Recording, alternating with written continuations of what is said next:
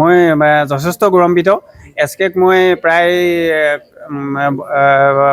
5-6 বছৰৰ পৰা প্ৰশিক্ষণ দি আহিছোঁ।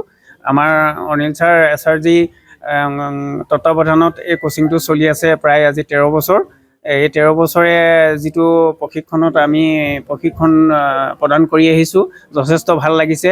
এতিয়া SK-লৈকে আমি প্ৰায় 6-7জন ল'ৰা এনেকৈ উচ্চ পৰ্যায়ৰ খেল খেলিবলৈ আমি আগবঢ়াই পঠাইছোঁ। আৰু আজি আমি অতি গৌৰৱান্বিত। SK আজি ৰিলায়েন্স একাডেমীত প্ৰশিক্ষণ ট্ৰায়েল দি পেলাই চিলেক্ট হৈছে। গতিকে মই প্ৰশিক্ষক হিচাপে অতি গৌৰৱান্বিত।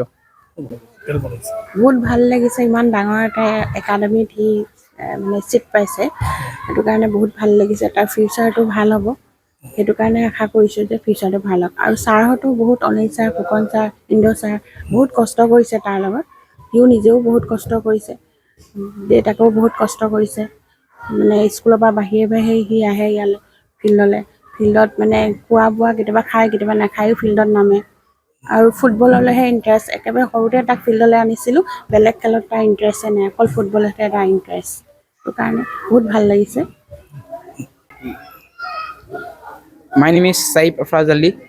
মোৰ ঘৰ দিচাংঘাট, শিৱসাগৰ।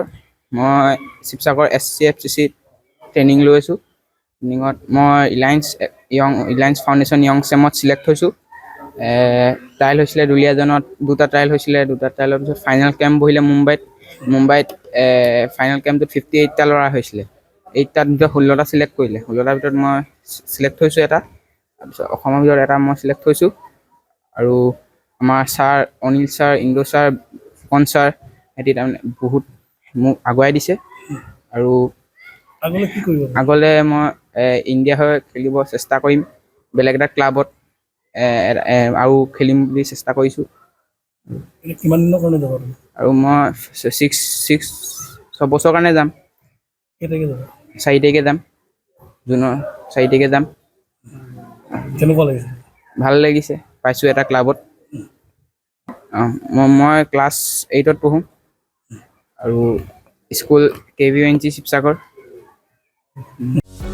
যিকোনো খবৰৰ বাবে যোগাযোগ কৰক আমাৰ এই নম্বৰত 9181 307 221।